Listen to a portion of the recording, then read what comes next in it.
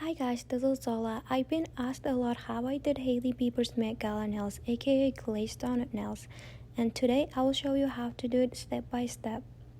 First off, apply OPI Stay Strong gel base coat and cure it for 30 seconds. Then apply 1 coat of OPI Funny Bunny and cure it for 60 seconds.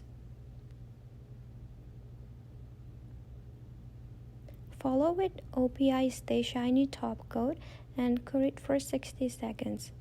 After that, wipe it with alcohol.